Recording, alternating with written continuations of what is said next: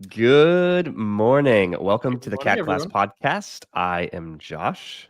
I'm Jake. As many of you will know, we're here each week answering your Fusion360 questions, building mini projects, showing off what you make. And I want to add this last little bit, Jake. I'm thinking more and more about community building, and I'm loving that everybody's showing up here every week. And so I would say, and building community, talking with you all live Yeah. is part of that big thing. So if you're new here, you are welcome to pop your questions in the chat. I see definitely a couple of new people in there. I don't recognize Hello, Iron hello. Arms. Hey, Iron Arms, nice to see you. Good morning, Joestri. We're going How's to it show off going? some of Joestri's projects today. Yes, as Agresden, always. Agresden. Good morning. I don't recognize if you've been here before, but if you are new to the CADclass podcast, please do drop in the chat where in the program you are and where you're calling in from in the world. We would love to know. That is still one of my Sam, favorite things. It is still one of my personal goals to get a student from every single country in the world. That'd be fantastic. 100 per actually, and I want to, yes, we should do that. And I still want to have the map up where we're like kind Yes. of dotting it off. And I would love to do it physically, like on the wall behind where Mhm. we're adding the dots, like, hey, I'm calling in, I did it here. So anyways, Yeah. welcome everybody, and good morning. It's been a few weeks, and I'm from Germany. Germany happens to be the second or third largest market that we've seen for what we're offering. Yeah. So that's really, really awesome that you're here. So welcome in, Iron Arms. Good to have you. Welcome, welcome. All right. Sam says So, he's got a resin printer on the way. So oh, congratulations, fantastic. Sam, and welcome to your new headache. Yes, both physically and chemically. Yes. It is, yeah. SLA printers, they are a ton of fun, but I don't think they're anywhere near as useful as FDM printers. I think we should probably kickstart just talking about different types of printers in the world. We do have a lot of people who are coming into CAD because they got their first 3D printer, or they're interested in it and they kind of don't know the fields. And to be honest, when you look up 3D printing, some of the first things that pop up is not kind of consumer hobby level, it's industrial level 3D printers. And you get these words like additive manufacturing, SLM, SLS, FDM, FFF, SLA. And you're like, what? Like, what is binder jetting? Do I need to know about laser sintering? Like, what? It does get very overwhelming very quickly. So I think it's a good area to kind of part the seas and just kind of say what is consumer and what is industrial. I think this would be a really good start. So for everyone that doesn't know, when you think of a normal hobbyist 3D printer, you know the thing we've got a big spool of filament, melts it, and then makes a physical model. Those are called FFF machines, or fused filament fabrication. It is the exact same thing as FDM, that's fused deposition modeling, but FDM is a trademarked name. There's this really funky early history of 3D printing where it's like the first companies got to making all the original prototypes, they trademarked everything that you could possibly imagine about 3D printing. That's why it was like there was no hobbyist 3D printers until like late 90s, early 2000s. But yeah, FDM and FFF are the exact same thing. SLA printing, which stands for stereolithography. I'm not sure where the A comes in. Actually, I got a weird fun fact for you, Josh. Nobody knows what SLA stands for. That bit of information has been lost to history. In the same way that STL, the 3D model file type, nobody actually definitively knows what STL stands for. We think it stands for stereolithography, just like SLA, but both of those things, nobody can conclusively say exactly what it is, what it stands for. It's I guess really because weird. do we know who coined the term? I think it's one of those things where multiple people coined it at the same time from That's around fun. the world. Yeah, but Yeah. some people say it's stellated something or other, stellated polygon file. There's a bunch of really funky ones to it. Yeah, but generally, an SLA printer means the same thing as a resin printer, where you've got a bath of liquid, you've got essentially a screen underneath that fires off UV light, and then it actually pulls your model out upside down out of a bath of liquid. As I'm shooting all of my B-rolls for our 3D printing course, I'm actually needing to get some B-rolls for our SLA printer, and I was like, I don't know what I should make. And Casey, my fiance, who's a nursing student, she's like, I am starting to study essentially the really, really intensely deep physiology of the heart and the cardiovascular system. And she's like, I know people only think there's like 8 ventricles and arteries. There's so many tiny little things. And I'm like, can I 3D print you like a clear heart? And she's like, yeah, that'd be great. That is awesome. I'm like, I done. love the anatomical prints. Yeah. Hey, what's up, DC Van Vliet? What's up, Logan? How's it going? Yeah, for some reason there is of what I've heard in the medical community, a huge desire for like essentially anatomical correct components, whether it's the brain or the skull with all of its bones, the heart, the liver, all of these different components that essentially like break apart and are held with magnets. I can't find the STLs for any of this. I've only ever found like a single company that makes them, and they sell them for obscene amounts of money. And so I'm like, okay, well, maybe I'll work some side hustle. CAD magic. Hashtag side hustle. Yeah. So this is a free idea. If anyone wants to really hunt into the depths of the internet to find STLs of hearts and brains and skulls, and you want to 3D print them and sell them, you have got slim competition. And big margins to mess around with. It makes me think we need a free ideas jingle. Like a free ideas. Like, I have hopes and dreams to add some jingles to this. How about this? So I would love to, because we have a couple of people here who have made things, one in particular who made a couple of really cool things this week. Jostri, if you're still there, I think we want to start with you, because I think we should. You have been posting some absolutely rad stuff on the Discord. So you want to share your screen, Jake? Absolutely. Let's get this going. We didn't test it this time. Bum-ba-da-da. Next to the Jake Rants jingle? Absolutely next to the Jake Rants jingle. Oh, yes. 100%. Yes. Okay. We need, so if you want to come up with a jingle for us, by the way, we'll consider adding it in. I'll just press the play button. Oh, definitely. So for everyone that doesn't know, Jostri is a pretty common poster on a Discord.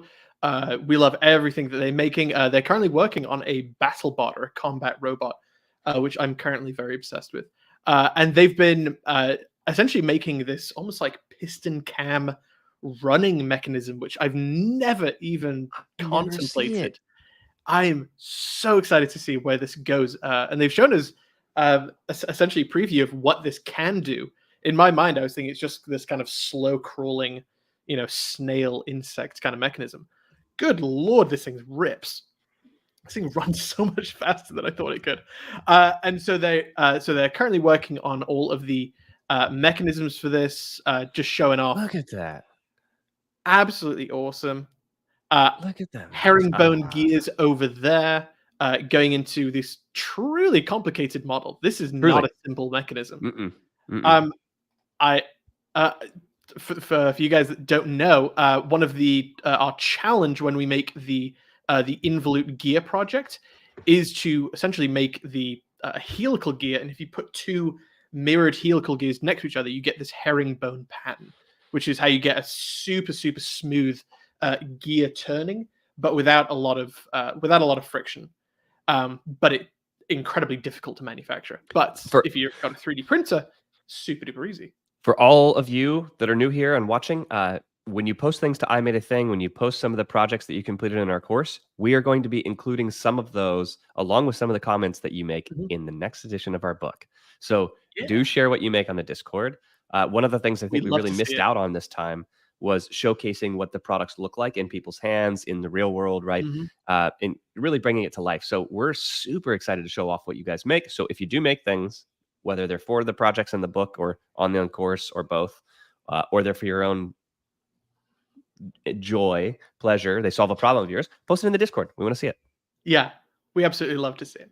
Yeah. We love to see super complicated, big projects, really meaty CAD work to like kind of dig your teeth into. But we also really, really are satisfied by very simple 3D printing solutions that solve minor problems. We love Big time. those. We love those equally. Or So, even better, simple design solutions that solve major problems. That's even better. yes. Yeah. PC Van Vliet says, "This makes my head hurt." Great stuff, Joe Street. Yeah, We just showed it seriously. to make you feel bad, basically. Yeah. Yeah.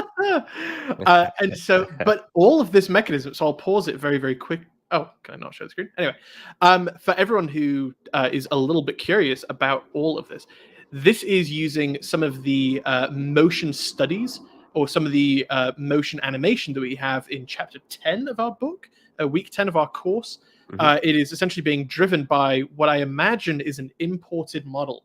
So this motor right here, Joshi probably didn't make, but the frame that's kind of holding it together, that just looks like a very simple, square that's been extruded with some rounded corners to it.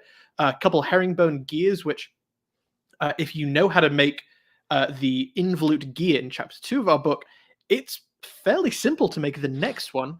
This is going to a little bit more of a complicated bracket mechanism right here. And it's actually moving with 2 bolts on top, a little cam and piston. And what I want people to realize from this is that this looks incredibly difficult. This looks incredibly complicated. It is incredibly complicated. But if you're ever looking at recreating any of these models, or if you want to get started into a mechanism like this, where you go, I can't even understand where you would start. As soon as you break it down into smaller components, it literally, for CAD at least, it literally breaks down to simple geometry. If you can't design it, think about the smallest possible unit that you can design. I think is for example, the bolts that goes through it. Well, that's a component that you can import with the McMaster car components. The motor, that's obviously incredibly complicated. If someone is selling it, that means that a CAD model had to be made beforehand, and that model is probably available if it's like a hobbyist size motor, So for all of this mechanism, it literally has to start with a sketch, and sketches are made of simple geometries. So this is an incredibly complicated design. I can see their timeline on it. They've got some groups built into it, so it's even shorter and more compressed. But do not let models like this make you so anxious that it pulls you out of the hobby. Definitely lean into it and try and figure it out, because it becomes so much more satisfying, and you can make really rad projects like this. But continuing on, Joe Street has now pulled this into a silicon foot. And it looks like they've actually 3D printed this little mold cavity where this foot can be pushed into, and then they pour the silicone inside. And those little holes inside literally act as a grip or a mechanical lock, so the silicon foot doesn't just pop out. This is a really clever design. This is fantastic. And then just to 3D print the actual mold cavity, so you're using as little silicone as possible, because it is a quite expensive material. Just so rad, and use the silicon molding chapter in the book to do it, which we love as well. So the silicon mold is in chapter 3 for our parametric design. Yes.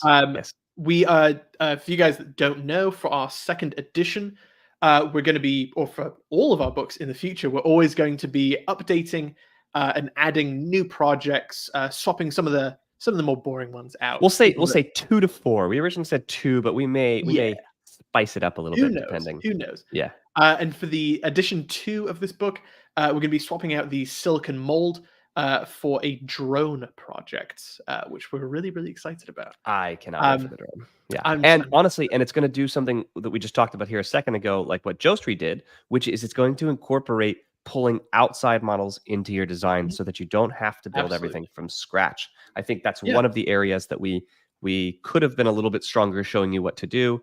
But you have to start somewhere, and so version 2. We don't want to be too easy on you guys. Exactly. So always going to be constantly improving this. And for everyone who has bought the online course for this, all of the content available for previous projects will always be available for the future. There's no expiry date for any of the content, because subscriptions kind of suck a little bit. Yeah, and we'll add in the Google Drive folder, so everybody who has the ebook, right, We'll have some obsolete projects in there, but you're welcome always to go back to those obsolete projects. So Absolutely. yeah, it's pretty cool. What other stuff do we have? We had some cool stuff. Or sorry, we had some were really you rad done with stuff. were you done with talking about Joestries? Oh yeah, I'm done. I'm done showing him off. Yeah, I can only Joestry, be you're so gonna have to be a stoked. little less prolific on our Discord. Yeah, You can know, you tone it stop? down a little bit. Say Yeah, no, it's seriously. awesome. We love seeing it. Love seeing it. Ogre56, which is a new user for me, Yes. has made a Voron cube. I'm not a PC guy. I don't understand what this means. MATX PC case with an ATX power supply. Not sure what that means, but I think that's a frambulator of the 9th degree. I totally agree. Yeah. Bless you. This looks like a rad computer case. I know exactly the size of that button because I have it on my SLA resin washer. So this just adds a scale to me. This has got to be, I think it's like 12 inches cubed. Like this is a huge print, and it's nice. It's crisp. It is crisp. This is a rad print.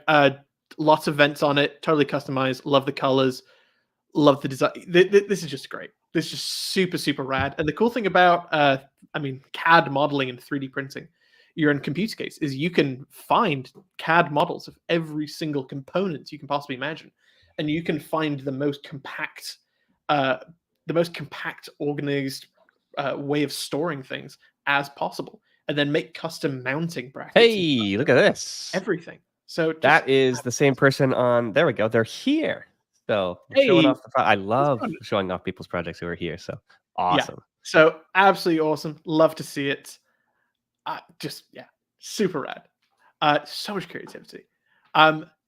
Milk Tea, who may or may not be here, making a little bit of an extension off of our phone case holder, making up this multi electronics charge holder, 2 phones, 2 tablets, 2 sets of Bluetooth headphones, large power bank, a few others.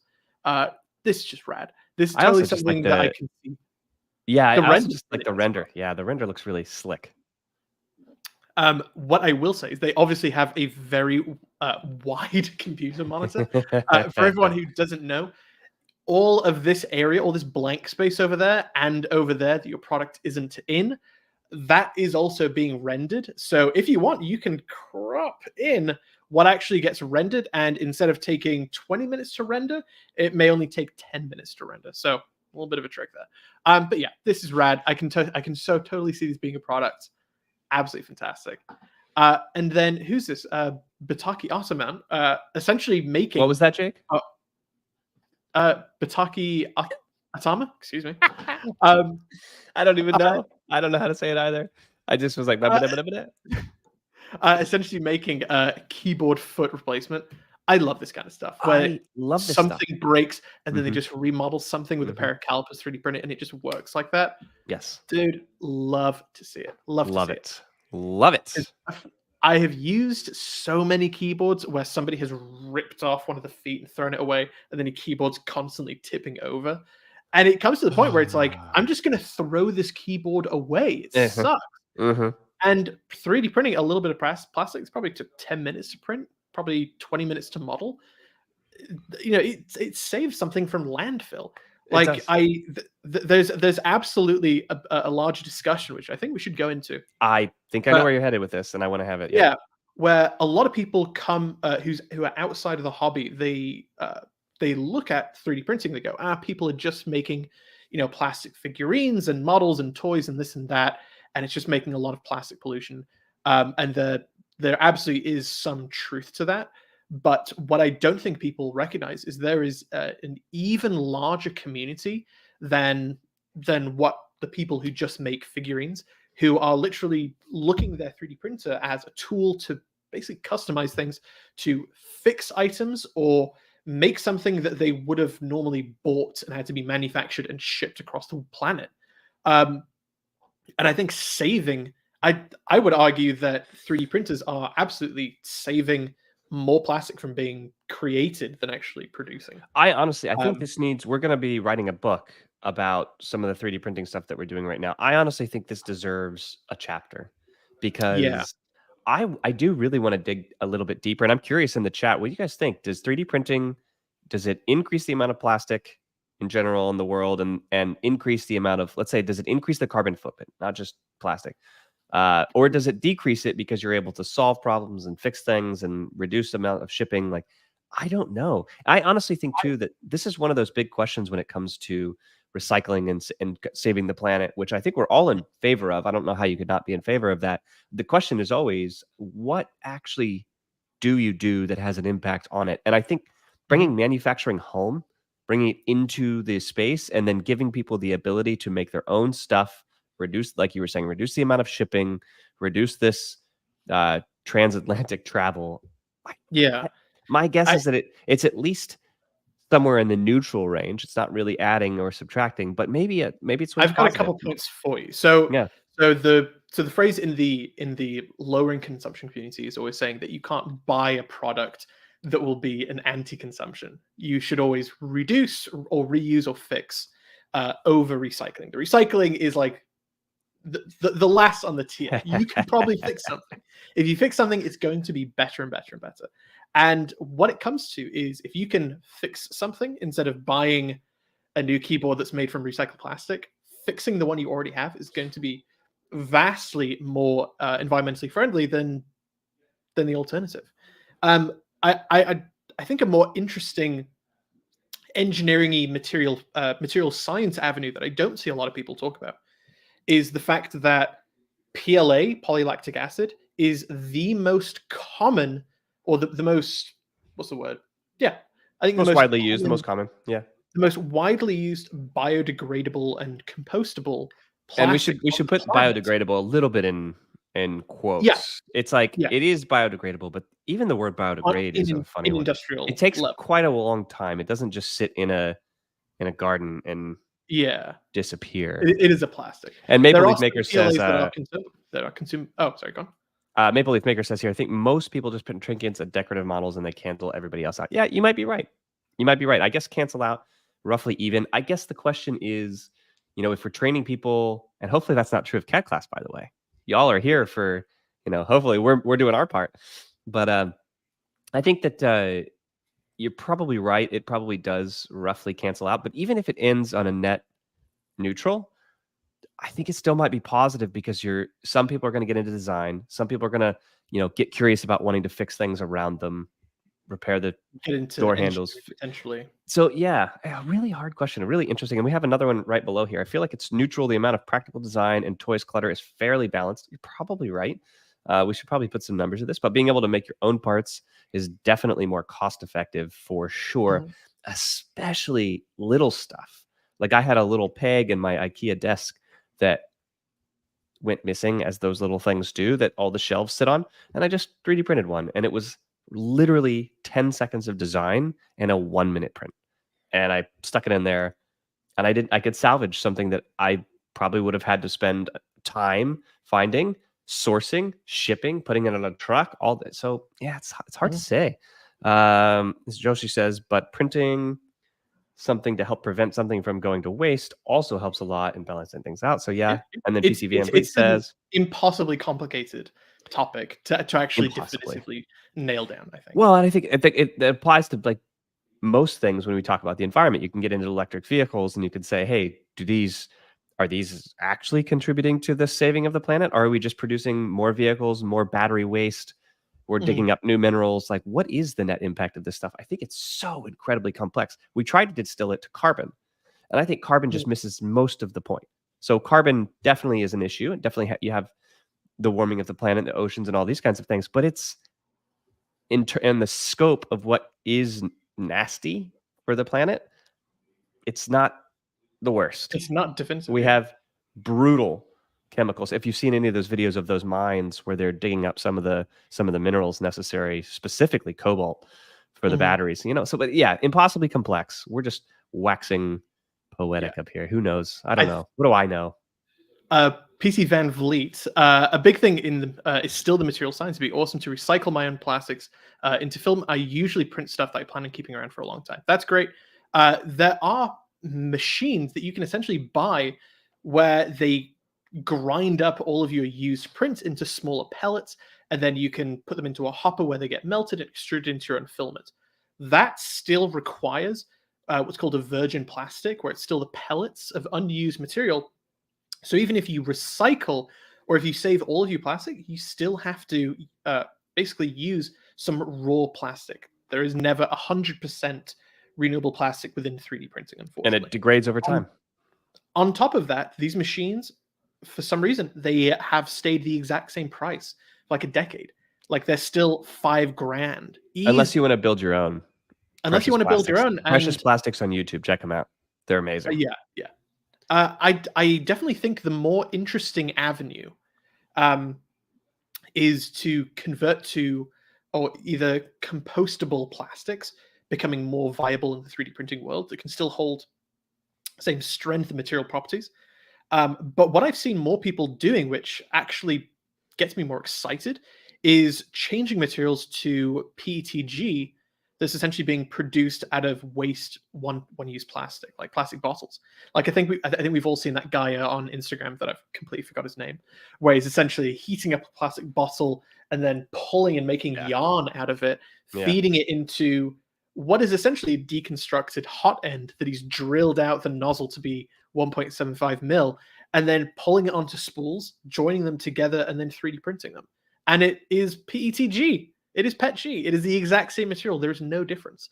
And because it's a material that is essentially just being melted slightly below its, or well below its melting temperature, and then being pulled into filament, it's still really not degrading all that much.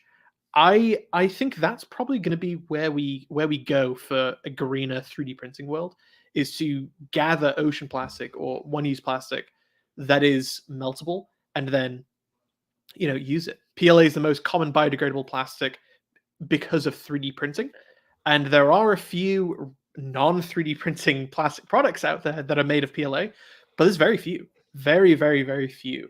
But there's a ton of PETG that is produced outside of the 3D printing world and also in it. So I think if the world converts to, or if the 3D printing world definitely pulls in some more PETG from recycled source, I think that's probably the way to go for me. That makes more sense. Yeah, so Joestry says people melt down their old prints and turn them into sheets to be used for manufacturing as well. Yeah, and we had somebody on our Discord do that and make book holder, right? So they took all that plastic that builds up over time as you're 3D printing, and then they melted it down into like a book holder that holds and it's like nice and colorful and beautiful. I love those plastic sheets. I do think that's a viable option. And Jake, I'll add, I think one thing I will say is that in order for it to work, it's, I think, purely a function of economics.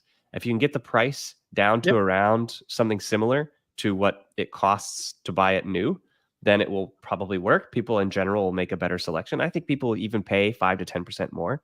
But if it continues to be 50 to 100% more expensive, it's just not going to work. We're not going to pay double for filament. None of us are. I mean, very few of us are, I should say. Not none of us, but very few of us. Precious Plastics, PC Van Vliet. That's exactly what I was talking about. It is an amazing YouTube channel. Check out Precious Plastics just for their manufacturing videos. They're awesome. We met them in San Francisco. They're great. We met their local San Francisco chapter there. Yeah, so they have a bunch of chapters. I guess I didn't really know all of it there. Did I miss? Let's see. Yeah, and then PC Van Vliet said, or to be able to just recycle a print. Does NASA do something like that on ISS? Print tools and recycle the base material. They do. They do have a 3D printer. One of the first thing that was ever 3D printed in space is this little 5 Newton meter wrench, the socket wrench, which I still have yet to print. I still really want to print it. Yeah. So I don't have all the answers. Neither do you, Josh. I don't think. I basically, the older I get, the more I feel I don't have any of the answers. Not just that I don't have all of them. I don't have any of them. Let me just focus on my little niche over here about teaching and making videos, and hopefully people want to make cool stuff. And I'm gonna I'll talk about these big ideas, but not in such a way that I feel I have any real grasp on the solutions that are gonna work. Yeah. So I've just reduced my expert level. I'm like, I'm not an expert in basically anything.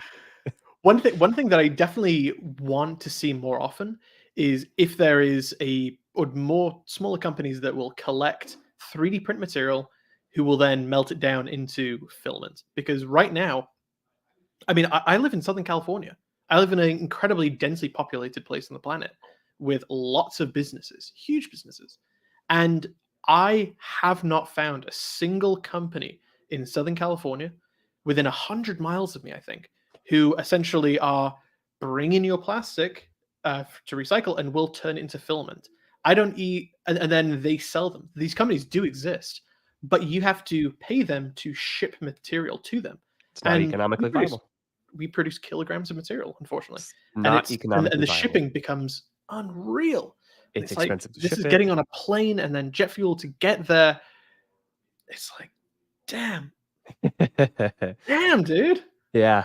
So we're gonna shall we shift gears? So let's actually talk I think we should Fusion. shift gears. So we did have a Fusion question, and again, if you're just joining us for a bit, feel free to ask your Fusion questions there in the chat. Let's pop open. We had a question in the Discord, which I actually think is a really good one. It presents a couple of challenges. You want to pull that one up? Yeah, let me go ahead and share the Discord really quick. This is actually a really great question. This is in the general discussion. This is a really great question. Can you blow that up? For a reason that I don't think they understood why it wasn't working. So they're making this part. Who knows what it is?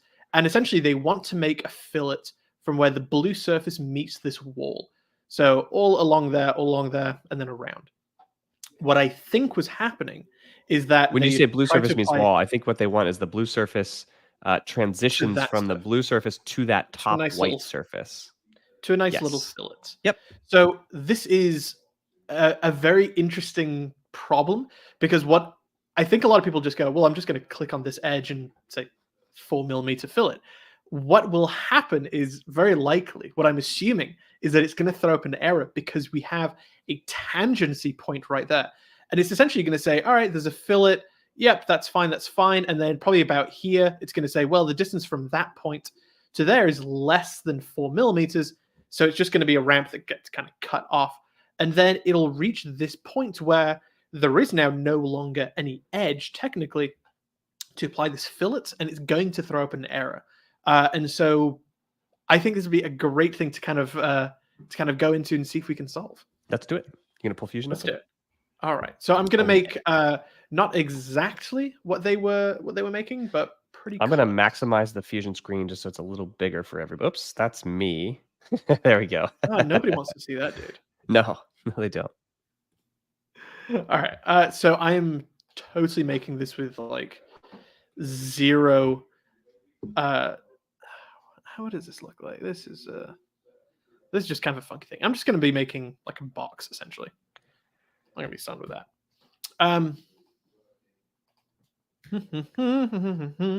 So the reason that this is going to be a problem for this person that they don't realize is that it is essentially an edge that is always going to be disappearing, unfortunately.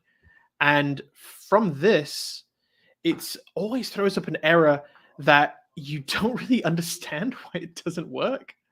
But more importantly, the description of what it says on the error code for Fusion is very often not great.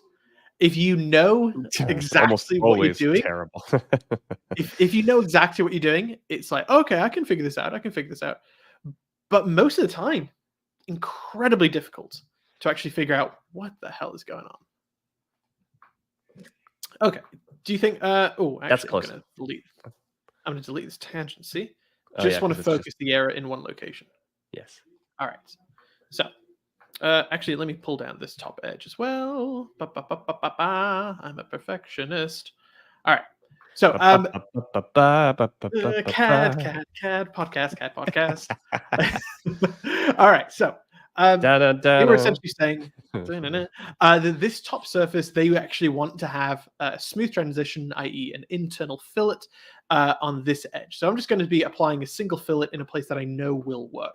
So this edge right there, let's say it's 2 millimeters. And as you can, or I actually will start out with just 1. So there is a distance between where the fillet actually ends and then where the beginning of the ellipse is. That's totally fine. And if I increase this to 2 millimeters, it's going to say, hey, this area of the ellipse is actually cutting into the fillet.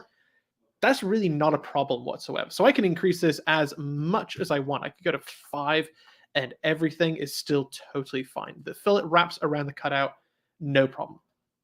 what's going to happen, or what I believe is going to happen, is as soon as I click this edge, this point right there is where it's going to get an error. So I'm going to click on there. I'm going to say 2.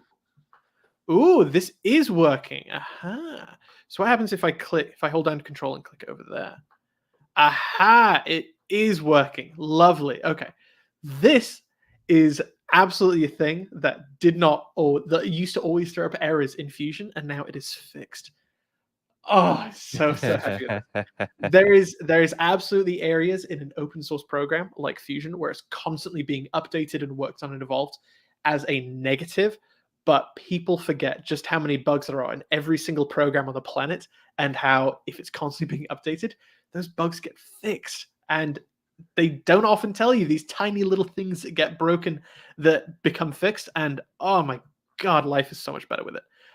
Really quick tip for people who may not know this. If you're trying to click on multiple fillets, and I say, I would like a fillet there, and a fillet there, and a fillet there, and then I want them all to be 2 millimeters, life is totally fine. As soon as I want to say, hey, I want to apply a fillet to that edge, nothing works. Why can't I click on anything else? The reason is that you have to hold down Control or Command and then select more of these faces. That's how that works. So this is kind of cool. So did you, sorry, I was actually, somebody posted a question in the Discord. Did you answer the question? Right. Are we done with this one? I think so, yeah. Fusion fixed it and ruined it for Jake. So something cool just came in. I will absolutely I'm absolutely completely okay if my podcast gets ruined a tiny bit. So we have this guy that just posted on the Discord right now in the general discussion. He said, "Hey everyone, I need some help. I modify toys for kids with special needs." Okay, great. Lucky you. We're gonna help you right now, hopefully. So he says, I modify toys for kids with special needs. The nonprofit I volunteer with has a cable clamp for the older version of the MyPal Scout that I am modifying, although I had them modify the version they have on the website to update the symbol for the MyPals. Okay, so we have some links here. For the newer version, I need to add an extra slot and put a paw over it. Can anyone point me to any information that will help me do it quickly? Yes. The pick is the updated version. So he's probably joining us here any second. If you're with us, it's the truth. Let us know. There we go. All right. Welcome. We're going to answer it now. How's it going, dude? All right. So I'm not exactly sure what this mechanism is, but that doesn't really matter. Let's go into it. Okay. So with this, I'm seeing that there is a bunch of extruded symbols. So these were probably brought in as an SVG or as a drawing, essentially just a sketch profile, and then you can click it and then extrude it upwards. So for this model, you're essentially saying that you want to have this little slot cut out, another one in there, and then another symbol. So for this, you're going to be running into a lot of issues because most people are not going to be making this moon shape with like 2 arcs or these stars with individual lines or all this. These are actually going to be images that are turned into SVGs that are brought in. And in that case, when you are actually pulling in SVGs, as soon as you pick the scale and you pick the location and you click go, you cannot move it. You cannot change the scale nor the location. So that's when life becomes kind of tricky. The advantage of actually spending the extra time to be making all of these with inside of Fusion, like power symbol, music icon, star, moon, all of these icons with literal lines, arcs, rectangles, anything you want, slot shapes. The idea with making it in Fusion is that if you want to add another one, you can just shift them all over, and that's really easy. There is an STL. Is there an STL? He just posted it. So grab that STL. Okay. Download this. I'm going to stop sharing my screen just so I can download it really quick. Josh, go ahead and entertain the crowd. Isn't that that's like when you do something funny and then people ask you to do that funny thing again and again and again. No, and dude, you go, it's gone. You know, the puppeteering here. So Maple Leaf Makers has so not so much a question, but I had an embarrassing hard time modeling a tic-tac-toe board. with parametric width, height, and line thickness with rounded line caps. I couldn't get it to scale right. So we'll address that here in a second. I don't want to distract Jake from the task at hand, but that is tricky. Load up. That is tricky. Okay. All right. So I got the STL. So let me go ahead and share my screen really quick. Already, I have some bad news for you.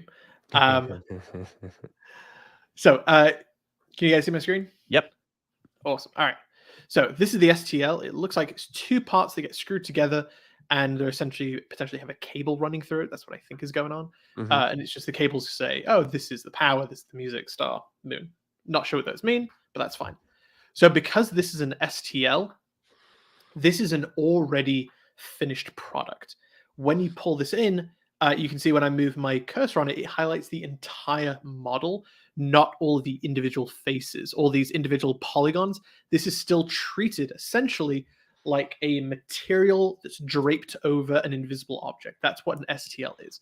So if I go into inspect and I say section analysis, and I look inside it, you can actually see that it's hollow and this wall has no thickness. That's what a mesh is when you're pulling it into a CAD software. So there is no solid inside. It's just a representation. So if I want to do any work on this, I have to go to the mesh workspace. Where is it? Then I have to go into modify, convert mesh, select this, and then click OK. This will now literally turn this into a physical body. So now I can actually inspect it. Oops. If I click on any face over here and drag it over, then you can see it is now a totally solid body. Just like normal, I can click on any of these surfaces and extrude them if I want to, just like anything else. The problem with this is that because this was made in a CAD software, so just so you guys are following me along, this cutout right here, this is literally made from individual lines that are forming an arc. This is a polygon representation of an arc. This is not a half circle. This is a many-sided polygon. So unfortunately, everything about this is, I know this looks like a circular cutout. This is now no longer, because it's turned from a circle to an STL, which is drawing all these lines and trying to make it as efficient as possible, and then pulled back into a CAD. So I no longer have any information about where the center of the circle is, what the diameter is. I have none of that information anymore. And that means that if I want to edit anything about this, I'm actually going to be running into a ton of issues. So if this was in its first stage and it's CAD, then I could theoretically. I mean, let's ask, do you have the CAD file? If you're in here, I think you're probably still in here. If you do have a Fusion file or a CAD file of some sort and not an STL, that would be then I might be able to better. mess it around. So keep editing STLs, fundamentally what they are, like moving locations of holes and stuff like that, is almost impossible. The fix for it is to use this essentially as a reference model and then recreate it. That is going to be so much faster. This is a relatively simple model. So if I want to say, all right, what is the what is the width of this? Mentally 5%. Friends don't let friends edit STLs. Yeah. Oh, editing STL is a nightmare. I've had so many clients say, yeah, it's already done. I just need you to edit some stuff. And I'm like, okay, all right. And then they hand me the STL. I'm like, oh, no. And then they go, why won't it work? And it's like, all right, sit down. I need to give you a lecture. It is going to be so much easier to recreate this by using this as a reference model. And I've done this many, many times. So for example, this is very obviously just a box that has got some filleted corners. So it's got some radii to it. And then this top edge has a chamfer to it. That's a 45-degree cutout. Same word as a bevel. And then just some circles where the center of the circle is coincident to this bottom edge, and then cut out all the way through. So Jake, I recommend we'll design this file, then you'll save it, then we'll share it back to the Discord channel, and you can grab that file and edit it, and hopefully, yes.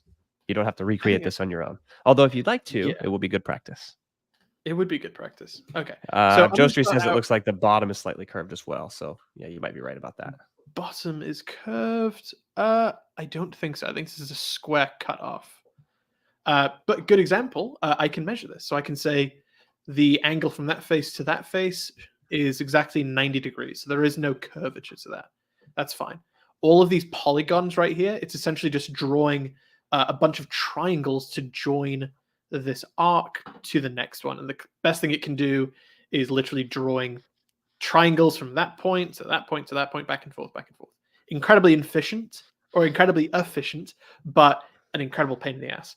Anyway, so going back to this top-down rectangle, I'm essentially going to be making. I'll start off with this piece right here. So I want to know the dimensions from that side to that side. So I can just inspect there, flick it around to here. This is 500 millimeters. Great.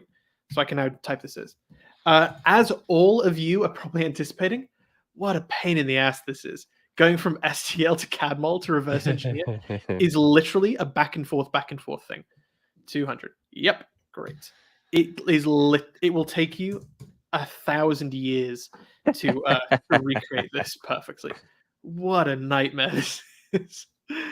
But if you have a client and this is the only file they have, that's all you have. Like there's not much you can do, For a lot of these things, you just have to guesstimate, Like for example, this radii, like there's no way that I can perfectly measure this. The only thing that I can really do is assume that whoever designed this picked normal numbers. Like they may have picked this to be a 20 millimeter radius. That's more like if I measure this and it comes up with 19.99, they didn't choose 19.99, they chose 20. And it's just the STL is putting in some error. Some error is being induced into it. So here's how to measure radii from STLs. I want to project the two endpoints, essentially make a 3-point arc, click on these 2 points, and then pull this away until it's about as close as you can get. You can also project any point on here as well, and then make this a coincident relationship. Here's where you can see the arc on here. This is a perfect arc, and this is a many-sided polygon.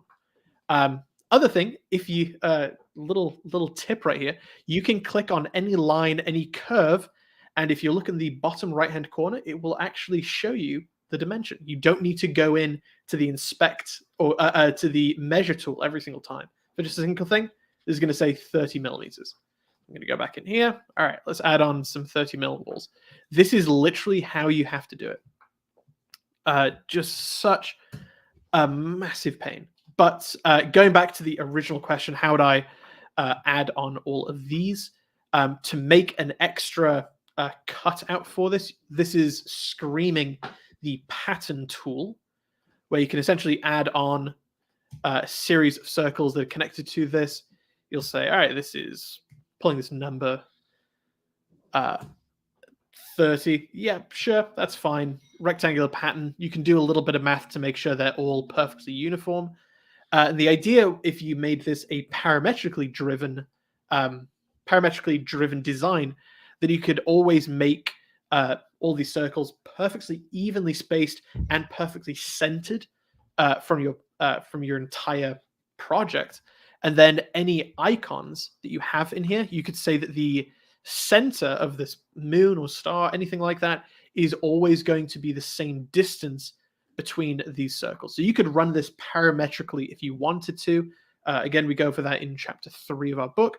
And basically run this with any symbols that you wanted and use those center points to line it up. So that's a very long and busy way to say that it is a super duper not easy, not fun way to solve the problem. I hope I helped just a little bit, but I may have just made you depressed of how much work you have to do. Well, I mean, at least share the file as it stands, and Yeah, then we'll send it over. hopefully, you might have to rewatch that video a couple times, but this will be up immediately after on YouTube, and you can just rewatch that segment a handful of times. And also you can continue to ask questions in Discord, and hopefully some of you all can jump in and help as well. So that's part of it.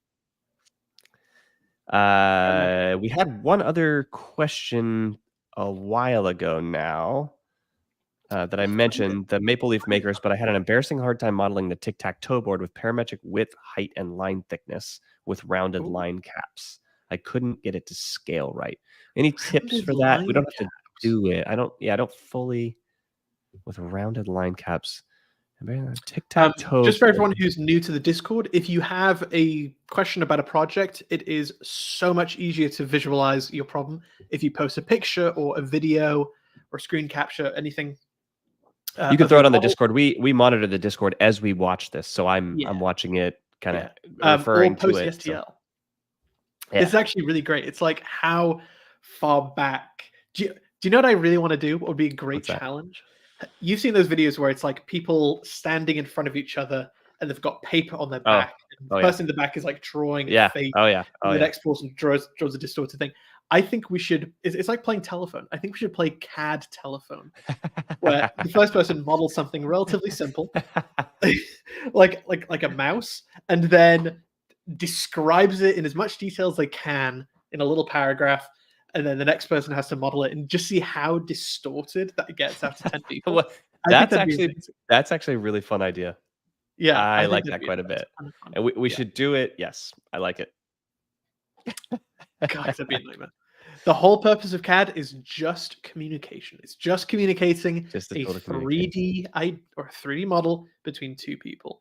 It gets rid of, it's a box that's this big and it's got this rounded corners and this hinge here. No, just give that to another person. PCB Fleet says, "Isn't that free CAD?" I'm not sure what you're referring. I've never used paragraphs to them. Oh, yeah. Yeah, that's free CAD if you know coding. If you don't, then that's magic. I will tell you that a quick little story before we sign off. I had an older gentleman who, I think he was 92, who reached out to us and said, "Hey, I want to learn CAD." I'm like, "That's awesome. That's rad. If I hope I'm at that later age and I still want to learn stuff, that's awesome. Always encourage that." And he said, "I'm not very technologically savvy." I go, "That's fine. That's totally fine." And he said, "I've got a really old laptop and I've downloaded Fusion, but I just don't know how to use it." And he couldn't. This was pre-pandemic. This was before Zoom became, super duper easy to use. Before Skype was really easy to use. And I literally was on the phone with this guy, couldn't see his screen, and I was walking him through CAD. I was looking at my screen, he was looking at his screen, and it took us 2 hours to draw a circle, make the center of that circle horizontally constrained to the origin, add a dimension, add a diameter, and then revolve it to make a donut. It took us 2 hours to do this. Oh my God, that was. I was impressed how that we got that far, but that was insane. That was ridiculous how difficult that was. Yes. Yeah. Very quickly, he downloaded his software so I could share his screen. But yeah, that was amazingly difficult. But I think that'd be a really good challenge. I actually really like it. Yeah. I think we should sign off talking about the graduates and then. Oh yeah, let's talk. We just had the one graduate is here. So Ogre, congratulations. We wanted to mention this briefly. It sounds like you skipped a couple of projects along the way that weren't relevant to what you want to do. We still ended up awarding the graduates tag to you because you did complete the lightsaber. You completed the Tesla turbine, which is the hardest project in the entire book. You did basically everything else, and you said, "I skipped the cam because I'm not going to use it." So as we always say, Jake, how do we recommend that people interact with our book when they don't think they're necessarily going to use a topic? So the whole purpose of our book is to showcase how you can actually design stuff for yourself and then what is available. We will definitely, or hopefully by the end of it, you guys are incredibly proficient in the CAD side, but there's so many different CAD elements like rendering, manufacturing, generative design, simulations, drawing. Those are incredibly deep rabbit holes that we don't need you to be incredibly proficient because you're probably not going to use it.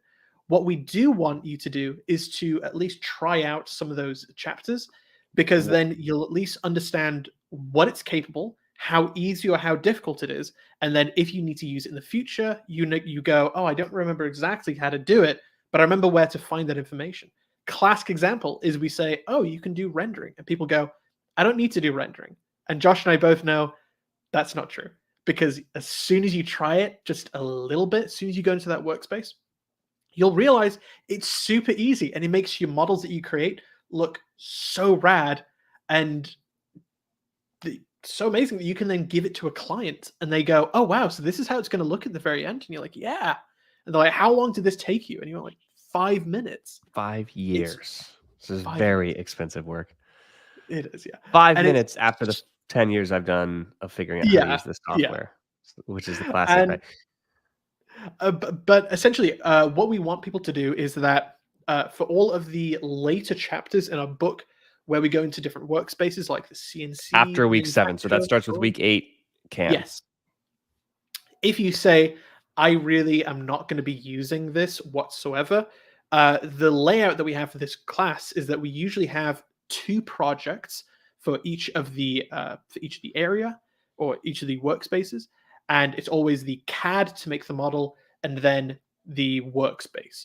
So what we want you to do is do the CAD for both of the projects so that you guys actually continue to practice the CAD. Yeah. But we always want you to try that new workspace in the first project, because we want you to get a taste for it and see what is capable with it.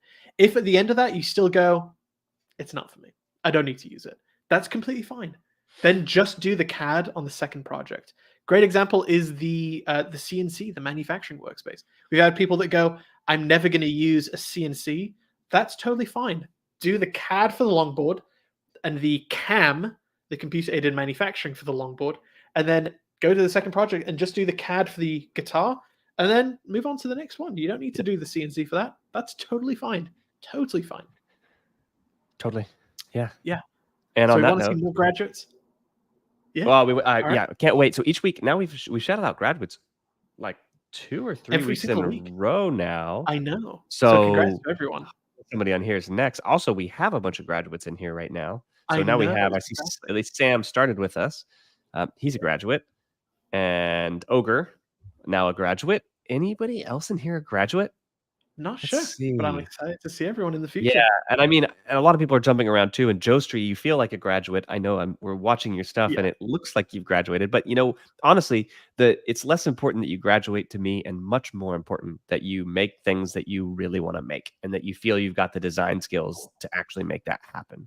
So, Absolutely, graduating CAD class is like kind of beside the point. Nice, fun to shout out, but PC Van Vliet feels like a slacker now. That's why we shouted out. We're trying to make you feel bad about where to really you are. push you to the graduation. And Joseph says not yet, but eventually. So go ahead, keep making amazing stuff. This has been an awesome episode. Again, this has been the CADclass Podcast. I'm Josh. I'm always Jake. Forever and ever. Always Jake. And we will see you next week. Cheers, see you guys. everybody. Peace.